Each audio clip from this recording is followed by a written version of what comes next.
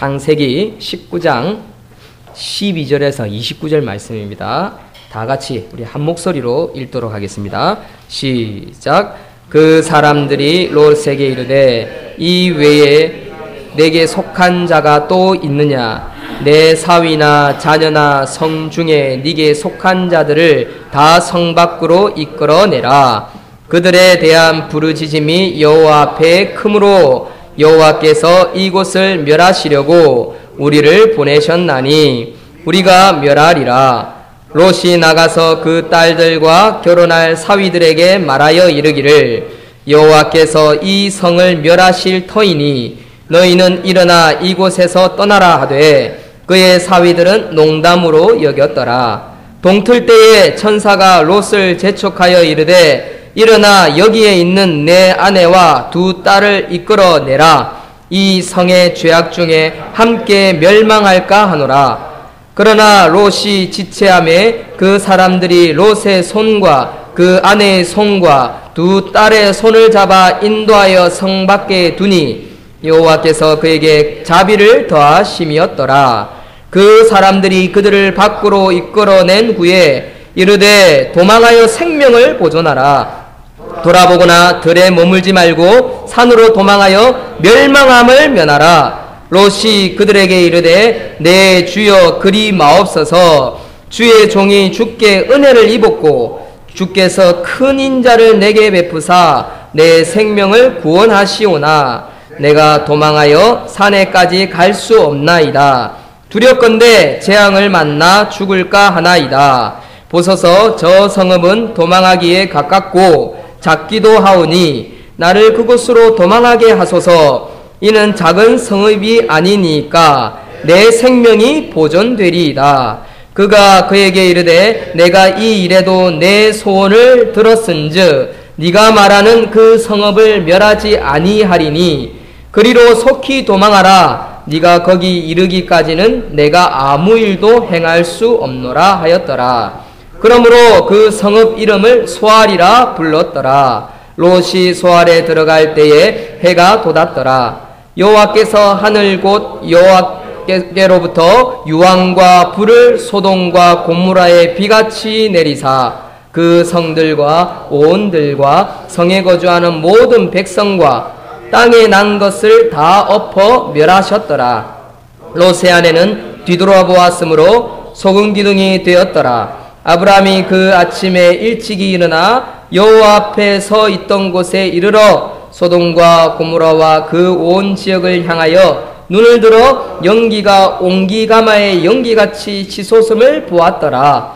하나님이 그 지역의 성을 멸하실 때 곧 롯이 거주하는 성을 엎으실 때에 하나님이 아브라함을 생각하사 롯을 그 엎으시는 중에 내보내셨더라. 아멘. 우리 다 같이 앞에 오늘 말씀의 제목을 한번 읽어봐 주십시오. 시작. 신앙의 관계 속에 나타난 구원. 오늘은 신앙의 관계 속에 나타난 구원이라는 제목으로 하나님 말씀 증거하도록 하겠습니다. 오늘은 좀 특별히 영상을 하나 준비했습니다. 여러분들이 보고 계시는지 잘 모르겠지만 제가 영상 드라마를 하나 준비했습니다. 국가의 서라는 영화입니다. 제가 보통 주일 낮 11시는 잘 보여드리지는 않는데 관계 이야기를 하면서 제가 지난번에 선포했던 것처럼 좀 말씀을 좀 재밌게 주일 낮 예배 11시는 좀 구도자적인 예배를 좀 드려야겠다라고 한 몇 달 전에 제가 선포한 적이 있을 것입니다. 그래서 가능하면 영상과 그림이라든지 재미난 예배화들을 좀 써서 하겠다라고 제가 말씀을 드린 적이 있을 것입니다. 그래서 오늘은 영상을 하나 보면서 여러분들과 관계의 중요성, 공동체 속에서의 관계, 이것에 대해서 좀 우리 함께 하나님의 말씀을 묵상하고 깨닫고 또 하나님이 우리 각자에게 뭐라고 하시는지 그 음성을 들을 수 있는 그런 예배의 시간이 되었으면 하는 마음에 영상을 준비했습니다. 이 드라마는 그렇게 막 큰 인기를 누리고 있거나 그런 건 아닙니다. 그런데 지난주에 한 부분에 보면서 아주 참 멋있는 대사가 나오더라고요. 그래서 이 대사를 어떻게 하면 우리 성도님들이 함께 공유하면서 느끼면서 하나님의 말씀을 이 얼마나 능력이 있는지를 함께 깨달을 수 있었으면 좋겠다라는 마음에 이 한 부분을 발췌를 했습니다.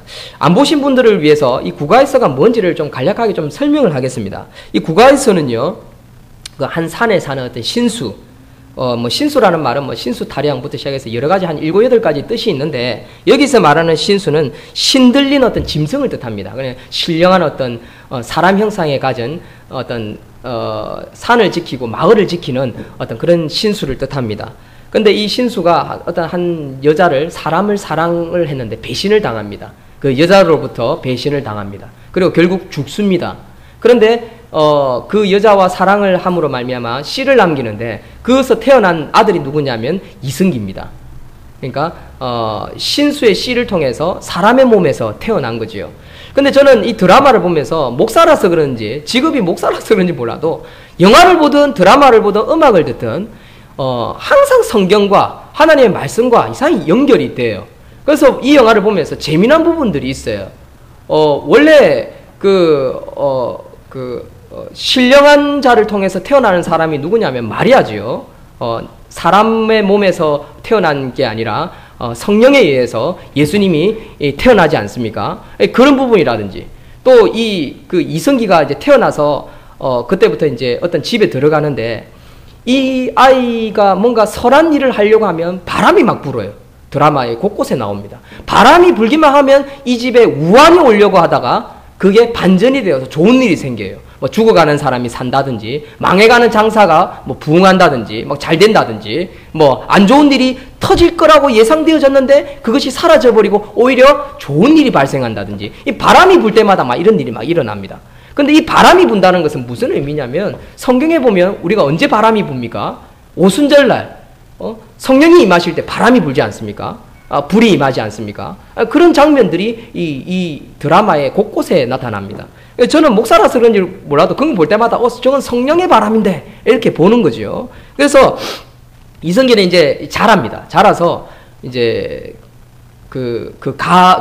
입양된 아주 유명한 집에 들어가는데, 그 집에 입양이 돼요. 입양이 돼서 크는데 그 공동체, 그 집안으로부터 친아들, 또 양자로서 인정을 받지 못합니다. 인정을 받지 못하고 배척당해요. 또 그 집에 한 여자를 사랑하는데, 그 주인집의 딸이지요. 이제 사실은 가족 관계지 않습니까? 어릴 때부터 같이 큰 있기 때문에. 그래서 결혼을 할 수 없고 또 결혼도 시켜주지도 않지만 뭐 사랑합니다. 그러나 결국 그 모든 가족으로부터 배척을 당해요. 버림받습니다. 그게 이제 국가에서의 이제 큰 줄거리입니다. 그런데 이 이승기는 이 가족의 멤버로서, 또 한 공동체의 멤버로서 사람으로서 살기를 아주 간절히 원하면서 인내하고 참고 기다리는 그런 내용의 입니다. 근데 그 죽었던 아버지가 살아서 돌아와요. 어떻게 돌아오냐면 복수하려고. 마귀로 돌아오는 거죠. 귀신으로 돌아옵니다. 그전에는 좀 사람들에게 잘해주고 착한 일을 했는데, 배신을 당하고 난 다음부터는 이제 자기가 복수하겠다는 마음으로 돌아와서 자기 아들까지 다 죽이려고 하는 내용이 국가의 서입니다. 그래서 이 국가의 서라는 것은 뭐 특별한 의미가 아니라, 국가의 서라는 책을 찾으면 사람이 될 수 있다라는 것이 이 드라마의 핵심인데, 제가 이런 드라마를 여러분들에게 보여드리려고 하는 목적은 두 가지입니다. 첫째는 기독교인이 되어서는요, 영화를 보든 음악을 듣든 또는 그림을 보든 또는 뭐 어디 지나가다 간판을 보든지 간에요, 기독교인이고 하나님의 백성이라고 하면 하나님의 말씀을 가지고 신령한 것, 하나님의 뜻, 하나님의 목적대로 바른 것을 볼 수 있는 영안이 필요합니다. 그런데 우리 그리스도인들은요, 그런 것을 전혀 무시하고 그냥 세상 속에 발을 담그고 살아가기가 쉽습니다. 저는 청소년 사역을 하면서 영화 설교라는 것을 참 많이 했습니다. 전혀 기독교하고 상관없는 영화인데도 그 속에 그것이 왜 나쁜 건지를 이야기를 하고, 또 그 속에서도 기독교의 메시지를 찾아서 볼 수 있는 그런 안목들을, 기독교 철학, 세계관을 가르쳐주는 일을 많이 했는데, 오늘도 그런 차원에서 이 영상을 한번 봤으면 좋겠고요. 두 번째는 오늘 영상을 통해서 깨달을 수 있는 아주 명대사가 하나 있어요.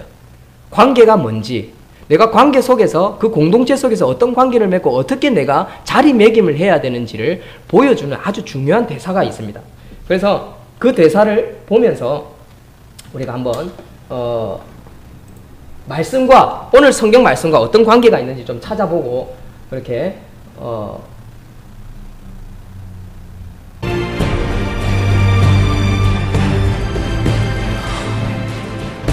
간밤에 공단 선생님께 무슨 짓을 한 것이냐? 제가 그런 것이 아닙니다. 모든 정황이 다 너를 가리키고 있다 들었다. 제가 그런 것이 아니라. 네가 그런 것이 아니라면 누구 짓이야? 그들은 절대로 널 믿어주지 않을 것이다. 나으리께서도 절 믿지 못하시는 겁니까? 다르다는 이유만으로 널 배척하고 상처 입힐 것이다. 제가 사람이 아니라 그들과 달라서 그래서 나으리께서도 무조건 절 의심부터 하시는 겁니까? 나는 지금 누가 그랬는지를 묻고 있는 것이다. 누가 한 짓이란 걸 밝히지 않으면 절 믿어주실 수 없다는 뜻 아닙니까? 지금 내게 신뢰에 대해서 묻고 있는 것이냐? 저에 대한 믿음을 묻고 있습니다. 신뢰라는 것은 하루아침에 갑자기 하늘에서 떨어지는 것이 아니다. 하루하루 시간이 쌓이고 관계가 쌓여야 비로소 보이는 것이지. 사람들이 만약 널 믿지 못한다면 네가 쌓은 관계가 잘못된 것이지 다른 이들을 탓할 게 아니라는 뜻이야. 결국 이 모든 게 다 제 탓이다 그겁니까? 이 인생 안에서 일어나는 모든 일은 전부 다 네 탓이니라. 내가 아무리 노력해도 사람들을 알아주지도 않는단 말입니다. 타인이 알아준다고 더 잘하고 타인이 몰라준다고 될 대로 되라는 식으로 사는 것은 위선이라 강치야. 공달 선생님은 제가 그런 것이 아니라고요. 믿음의 무게란 결국 관계의 무게니라. 너를 믿게 하고 싶다면 사람들과 잘 지내는 법부터 배우도록 해라. 여울이와 오래도록 이곳에서 지내고 싶으냐? 그럼 먼저 이곳 사람들과 잘 지내는 법부터 배우거라.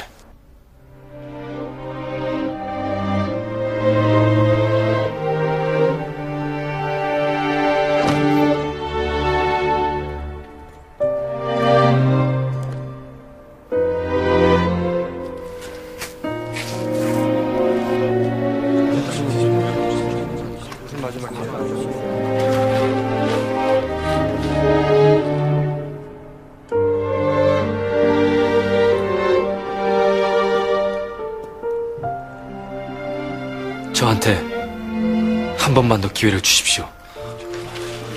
네 사제들은 널 두려워하고 있다. 더 이상 너와 함께 지내는 것을 원치 않고 있어. 아직 저한테 이틀이라는 시간과 진짜 좀 대사가 좀 빠르지만 뭔가 느낌이 오지요. 제가 조금만 더 설명을 하고 이 부분을 한 번 더 보고 뒤에 영상이 또 하나 더 있으니까 보도록 하겠습니다. 원래 이제 아까 전에 중간중간에 나오는 너를 믿어주지 않는다라는 것은 이 이성기의 아버지입니다. 그러니까 죽었어요. 사람에 의해서 죽었어요. 그래서 살아서 돌아온 거예요. 이제 한 20년 만에. 그리고 너는 이 공동체에 있어봐야 쫓겨난다. 결국 니는 버림받는다라고 이야기를 했어요. 그래서 의심하는 거예요, 지금. 근데 누가 믿어주려고 이 사람, 이성기를 도와주려고 하면 이순신인 이 이제 남자가 이제 다른 관계가 뭔지, 공동체에서 네가 어떻게 자리매김해야 되는지 이를 이야기를 하는 거예요.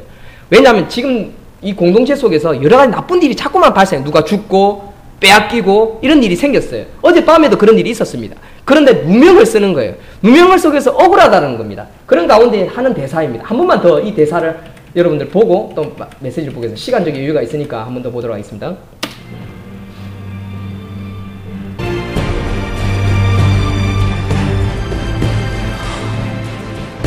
간밤에 공단 선생님께 무슨 짓을 한 것이냐?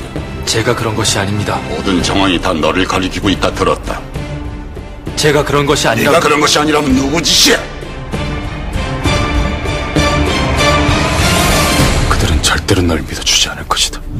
나으리께서도 절 믿지 못하시는 겁니까? 다르다는 이유만으로 널 배척하고 상처 입힐 것이다.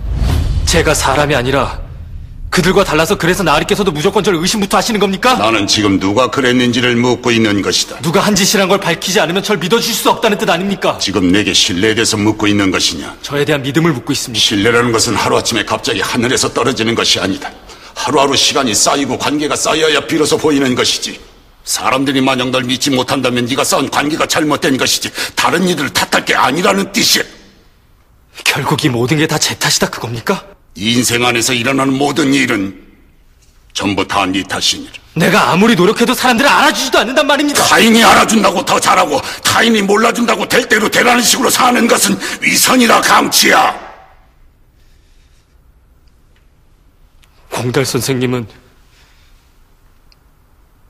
제가 그런 것이 아니라고요. 믿음의 무게란 결국 관계의 무게니라. 너를 믿게 하고 싶다면 사람들과 잘 지내는 법부터 배우도록 해라.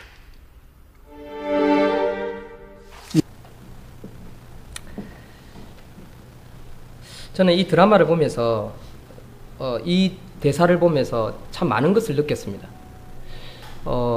관계 속에서 우리가 어떻게 행동을 해야 되는지를 명확하게 답을 주는 그런 대사가 아닌가라는 생각이 좀 들었습니다.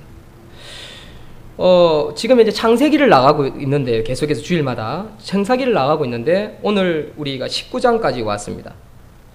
19장까지 오면서 아브라함이 보여주는 메시지가 있습니다.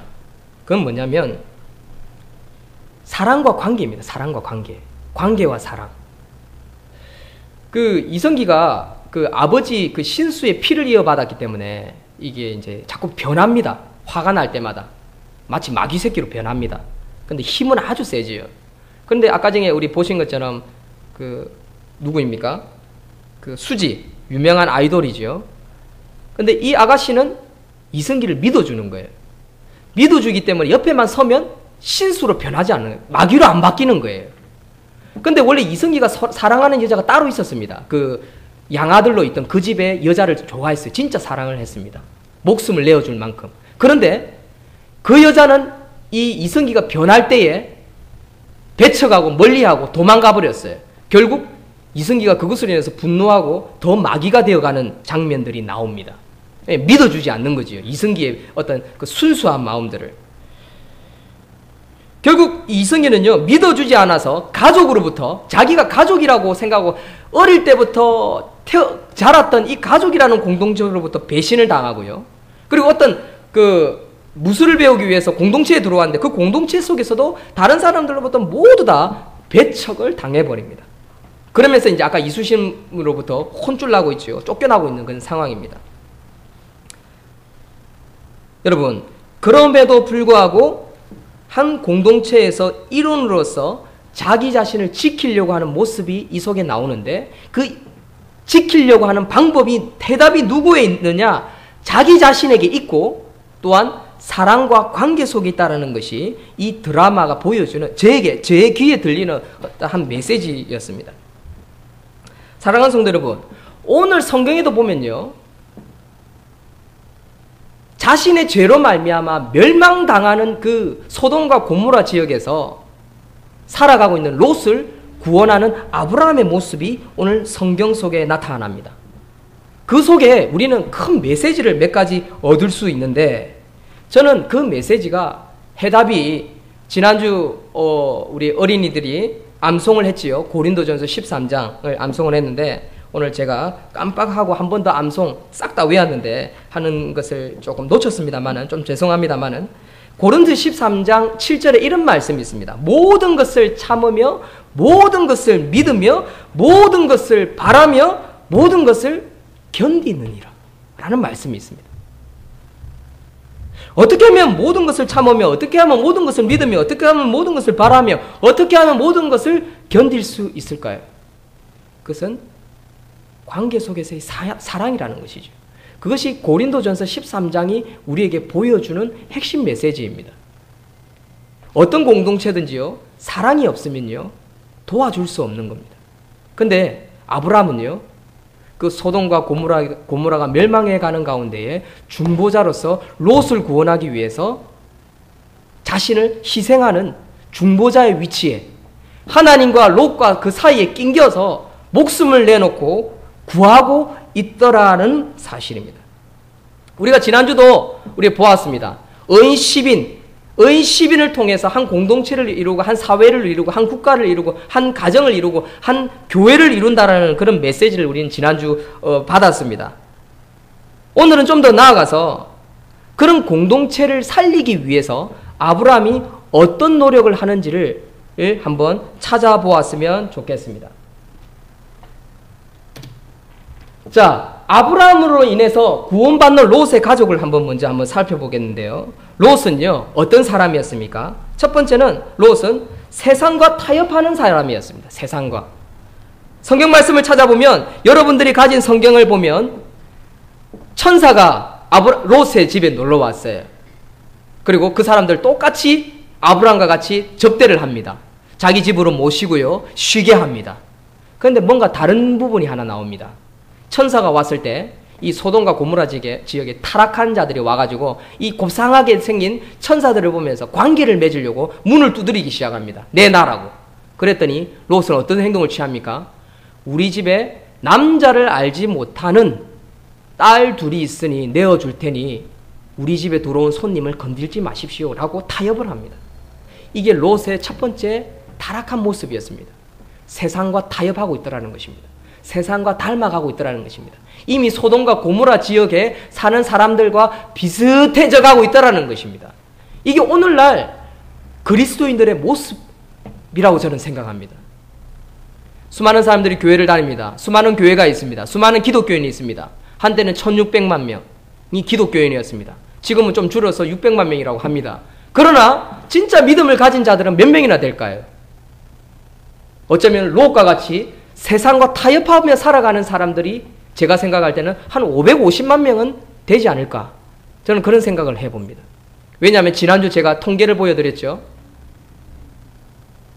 믿음대로 생활하고 있는 사람들이 교회에 몇 프로가 있을 것 같습니까? 라고 하니까 90%가 그렇지 않습니다 라고 통계가 나온 것을 제가 읽어드렸습니다. 그렇죠? 금요일날 읽어드렸군요. 5월 30일 날 뉴스에 보니까 이런 뉴스가 있었습니다. 목회자 500명이 그 조사에, 설문조사에 응답을 했습니다. 여러분들이 다니고 있는 성도들이 믿음과 삶의 생활이 일치합니까? 라고 물었을 때 죄송합니다. 87.5%가 일치하지 않는다라고 이야기했습니다. 그리고 목회자 자신의 생활은 일치합니까? 라고 했을 때 90%가 일치하지 않습니다 라고 대답했다는 것을 우리는 나누었습니다. 저는 이것이 사실인지 또는 겸손해서 말을 하는 건지 정확하게 알 수는 없다라고 말씀드렸습니다. 알 수는 없지만 그러나 우리는 깨달을 수 있는 것이 있습니다. 오늘날 얼마나 많은 교회와 성도들이 타락해져 가고 하나님의 말씀대로 살지 못하고 있는지를 우리는 알 수 있는 대목이다. 이것은 틀림없이 우리는 알 수 있다라고 말씀을 드렸습니다. 그런 것처럼 롯도 소돔과 고모라에 그렇게 빵빵한 도시, 적과 꿀이 흐르는 정말 아름다운 좋은 땅 속에서 살았던 롯은 결국 세상과 점점 타협하고 살고 있더라라는 것이죠. 닮아가고 있더라라는 것입니다. 사랑하는 성도 여러분, 우리 모습이 이렇지 않습니까? 우리 모습이 사실은요, 롯과 같처럼 세상 속에 타협하고 살아갈 때가 얼마나 많습니까? 이것은 우리가 한 번쯤 우리 자신을 살피고 깨달아야 할 부분이다라는 것입니다. 두 번째는 믿는 자로서 이 롯을 보면 사실 선함은 가졌습니다. 아브라함처럼요, 천사를 대접하고요, 또 먹이고요, 자기 집에 쉬게 하고요. 그래 하다못해 자기 딸을 내어줄 만큼 그 천사들을 보호했습니다. 그것은 뭡니까? 믿음이 있다라는 거죠. 믿음은 있습니다. 그러나 롯은 부패한 도시, 이 소돔이라는 도시 가운데에 악한 사람들이 질비한 그 도시 속에 함께 어울려 살고 있더라라는 것입니다. 그랬더니 롯은 어떤 모습이 나타납니까? 죄를 죄로서 해결하는 위선적인 삶을 살고 있더라는 것입니다. 죄를 죄로서 해결하려고 하는 롯의 모습을 보십시오. 이게 그의 위선이었습니다. 그리고 더 나아가서 그는 무기력한 생활을 하고 있는 것을 봅니다. 사위들을 모아놓고 자, 우리가 이 도시를 떠나야 한다. 이 도시가 멸망한단다. 가자라고 했더니 사위들이 웃습니다. 농담으로 여깁니다. 이것은 바로 그의 가정과 그의 삶이 얼마나 무기력한 신앙생활을 하고 있는지를 보여주는 한 예라고 할 수 있습니다. 그리고 롯은 여전히 사위들이 그런 말을 할 때 어떻게 하면 이 소돔 가운데에 머물고 계속해서 살 수 있을까? 거기에 초점을 두고 있었습니다. 왜냐하면 18절을 한번 살펴보십시오. 다 같이 18절. 그가 소돔에, 멸망한다는 소돔에 계속해서 거주하려고 하는 행동이 있다는 것을 우리 18절에 찾아볼 수 있습니다. 18절 다 같이 읽겠습니다. 시작. 롯이 그들에게 이르되 내 주여 그리 마옵소서. 그렇게 기도하고 있다는 거죠. 사랑하는 성도 여러분, 우리는 혹시나 이렇게 기도하고 있지 않습니까? 예수님 좀 천천히 오세요. 예수님 재림의 때가 좀 천천히 있었으면 좋겠습니다. 북한이 전쟁을 일으키는 거 안 했으면 좋겠습니다. 사실은 그렇게 해야 되죠. 근데 제가 왜 이걸 갑자기 불쑥 끼워 넣냐면요. 제가 지난번에도 우리 성도님들에게는 늘 설교를 했지만, 저는요, 북한이 부글부글 북쪽 가마석이 끓고 있는 저 북쪽을 보면서요, 이 남한 땅이 타락해가는 모습 때문에 하나님이 진노의 잔을 들었다라고 저는 늘 그렇게 여러분들에게 말씀한 적이 있습니다.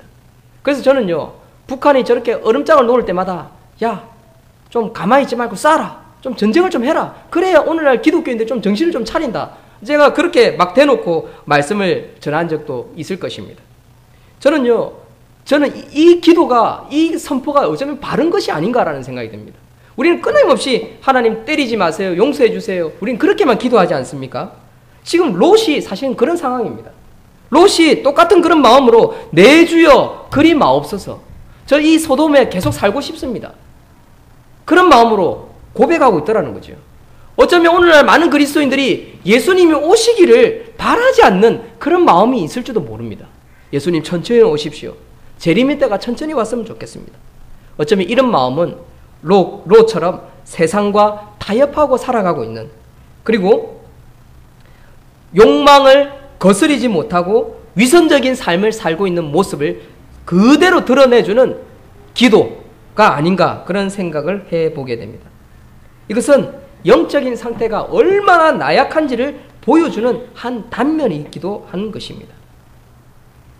그런데 이런 가운데에 하나님께서는 반전을 보여주시고 계시는데, 솔직히 이쯤 되면 하나님은 벌을 하시고 그냥 롯을 버려도 상관은 없는 상황입니다. 그런데 하나님은 롯의 가정에 구원을 베풀고 계시더라라는 것입니다. 그런데 누구를 통해서 구원을 베푸시고 계시는지 아십니까? 그것은 바로 아브라함의 기도로 말미암아 구원을 베풀고 계신다는 것입니다. 29절을 다 같이 한번 읽겠습니다. 19장 29절 다 같이 한번 읽겠습니다. 시작. 하나님이 그 지역의 성을 멸하실 때, 곧 롯이 거주하는 성을 엎으실 때에 하나님이 아브라함을 생각하사 롯을 그 엎으시는 중에 내보내셨더라. 아멘. 사랑하는 성도 여러분, 롯이 구원받는 것은요, 중보기도자인 아브라함의 덕분입니다. 오늘날 우리가 진노를 받고 우리가 이 남한 땅이 또 수많은 기독교인들이 바른 신앙생활을 하지 못해서 하나님의 진노를 사서 사실 채찍을 맞고 혼쭐이 나도 되는 상황임에도 불구하고 하나님께서 조금씩 뒤로 연장하시는 이유가 있다면 의인 10사람, 기도하는 사람이 있기 때문이라고 저는 생각합니다. 그래서 저는 여러분들과 저 자신에게 그렇게 도전을 줍니다. 우리가 그 의인 10사람이 됩시다 라고. 그렇죠? 지난주 설교가 그러한 내용이었습니다. 사랑하는 성도 여러분, 우리 가족 구성원 중에 롯과 같은 사람이 있습니까? 그러면 저와 여러분들이 아브라함과 같이 기도해 줄 수 있는 중보기도자가 되기를 소망합니다. 그게 하나님께서 우리에게 오늘 주시는 핵심 메시지입니다. 신앙의 관계 속에 나타난 구원. 우리가 롯을 위해서 기도할 수 있는 사람이 롯과 같은 사람을 위해서 기도할 수 있는 자가 되어야 합니다. 그것은 우리가 날마다 하나님께 나와서 말씀을 부여잡고 말씀의 깨달음을 가지고, 그리고 그 핵심 메시지를 가지고 내가 어떻게 살아야 할지, 또 내가 어떻게 기도해야 할지, 내가 어떤 신앙의 생활을 이웃을 위해서 또 내 가족들을 위해서 어떻게 기도하고 어떻게 섬겨야 할지 정확하게 깨닫게 된다면 우리는 바르게 기도하게 되고 바르게 살게 되고 바르게 도울 수 있는 방법을 알 수 있다는 사실입니다. 아브라함은 그것을 아는 자였습니다. 그래서 아브라함은 천사가 소돔으로 갈 때 끊임없이 기도하고 끊임없이 그를 위해서 간구하고 있었다는 사실입니다. 여러분들 가족 구성원 중에 또는 여러분들이 전도해야 할 대상자 중에 롯과 같은 자들이 있습니까?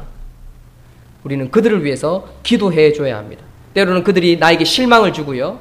또는 그들이 내가 가진 것을 빼앗아 가고요.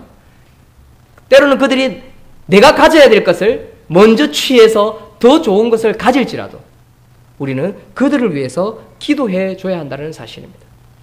롯은 아브라함의 좋은 것을 먼저 취했습니다. 네가 우하면 내가 좌하고 네가 좌하면 내가 우하겠다라고 했을 때 아브라함은 제일 좋은 땅을 차지했습니다.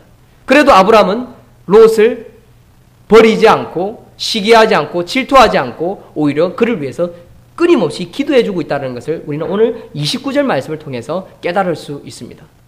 사랑하는 성도 여러분, 우리 주위에 그런 사람들이 있습니다.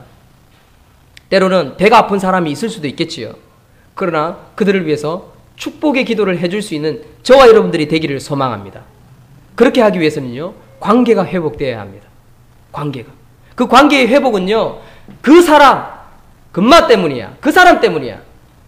어이구가 아니라 내 자신을 살펴보면서 내가 어떻게 행하고 내가 어떤 마음으로 어떤 생각을 가지고 하루하루를 하나님 앞에서 생활하느냐, 삶을 살아가느냐, 거기에 해답이 있는 줄로 믿으시는 저와 여러분들이 되기를 소망합니다. 그런 마음을 가질 때요, 공동체가 회복되어집니다. 가정이 회복되어지고요, 교회가 회복되어지고 나라가 회복되어질 수 있는 것입니다.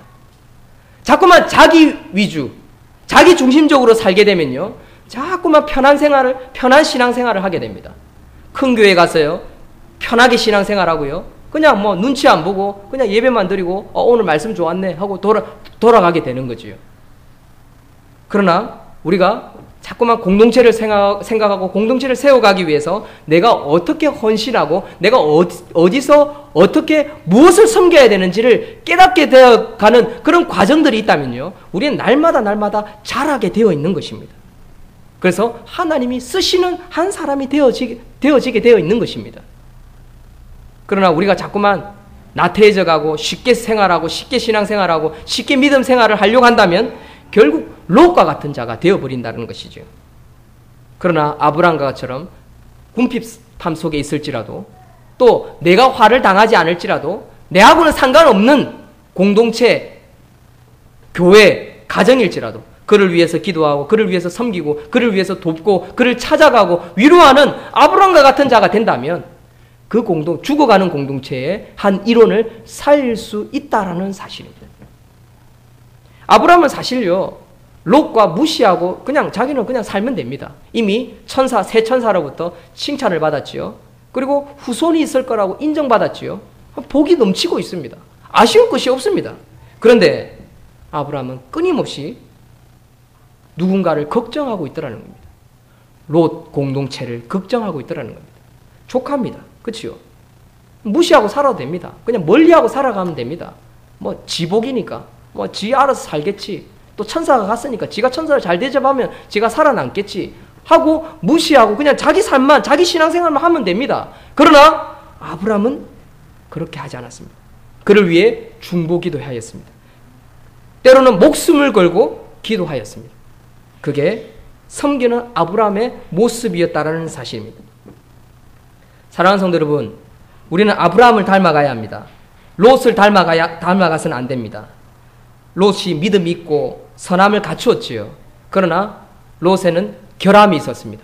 결함이 있었기에 결국 그 아내는요, 뒤돌아보다가 무엇이 됩니까? 소금 기둥이 되어버렸습니다. 하늘에서 불이 떨어지고 유황불이 떨어질 때 그 도시가 아까워서 자기 집, 자기 땅들이 아까워서 뒤돌아봅니다. 결국 롯의 아내는 소금 기둥이 되어버렸습니다. 아마 우리가 살아가는 삶 가운데도 이런 사람이 있을 것입니다. 우리는 그를 보면서 불쌍히 여겨줄 수 있는, 그를 위해서 기도해 줄 수 있는, 그를 위해서 정말 희생해 줄 수 있는 아브라함과 같은 마음을 가진 저와 여러분들이 되어지기를 소망합니다. 여러분들이 살고 있는 공동체에서 상처받았다고 멀리하거나 그곳에서 고통받았다고 무시하거나 하는 것이 아니라 다시 한번 돌아볼 수 있는 그런 여유를 가질 수 있는 저와 여러분들이 되기를 소망합니다. 그게 아브라함의 자세였습니다. 그러나 때로는 우리가 열심히 그를 섬기다 보면 농담으로 여기는 사람도 있습니다. 롯의 사위들은요, 전부 다 농담으로 여기고 비웃었습니다. 그러나 그들은 멸망했습니다. 예수님이 재림하시는 때가 바로 그러한 때가 될 것입니다. 언제일지는 모르지만 분명히 그러한 때가 올 것입니다. 제가 지난번에 그런 말씀했죠. 예수님이 언제 오실지는 모릅니다. 그러나 다 온 것은 틀림이 없습니다. 어떻게 다 온지를 아십니까? 저는 시간을 생각할 때요, 마치 이런 것 같습니다. 이게 예수님이 오는 그 재림의 때라고 하면요, 저 뒤에서부터 급하게 빠른 속도로 왔습니다. 그리고 여기에 다가가면 다가갈수록 점점 속도가 더 느려지는 것 같습니다. 땅 치기만 하면 도착할 것 같은데 가면 갈수록 막 더 느려진, 마치 멈춰져 있는, 예수님이 안 오실 것만 같은 그런 느낌입니다. 이미 지금 세상은 타락하고 정말 자연이나 사람이 살아가는 모습이나 교회 모습이나 또는 성직자들, 목사들의 모습은 타락할 만큼 타락했는데 예수님이 오실 만도 한데 이 때가 마치 멈춰 있는 것만 같습니다. 그러나 이것이 움직이고 있는 것은 틀림이 없다는 사실을 믿으시는 저와 여러분들이 되어야 합니다. 그게 믿는 자입니다. 그게 도적같이 오는 그 예수님의 모습이라는 겁니다. 어느 날 뒤통수를 치면요, 오늘 밤에 땅 하고 도착하는 날이 언제인 줄 아십니까? 그 날, 재림의 날인 것입니다. 우리는 이것을 두렵고 떨리는 마음으로 또는 더 나아가서 기대하고 사모하는 마음으로 이 날을 기다려야 하는 것입니다. 그게 신앙인입니다.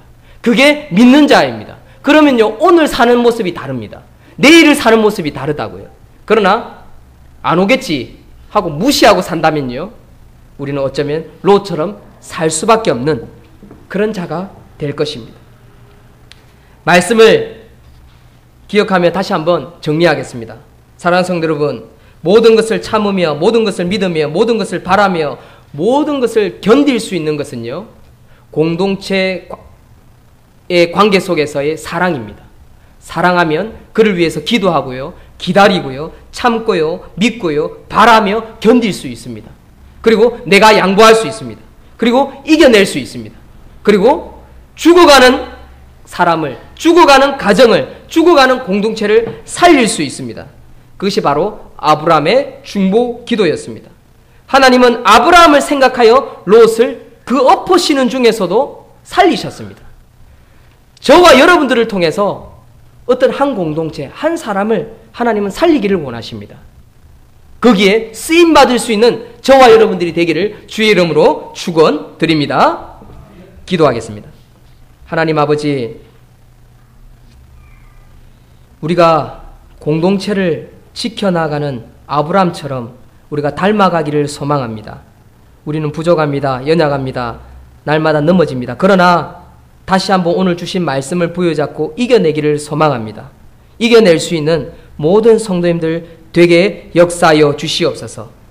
하나님, 롯의 모습을 보면서 우리 자신을 한번 살펴봅니다. 내가 얼마나 세상과 타협했고 또 이 세상에 악한 사람들이 즐비하는데 그곳에서 내가 얼마나 위선적인 삶을 살았는지, 그리고 얼마나 무기력한 신앙생활을 했는지 하나님, 우리 자신을 한번 살펴봅니다. 용서하여 주시고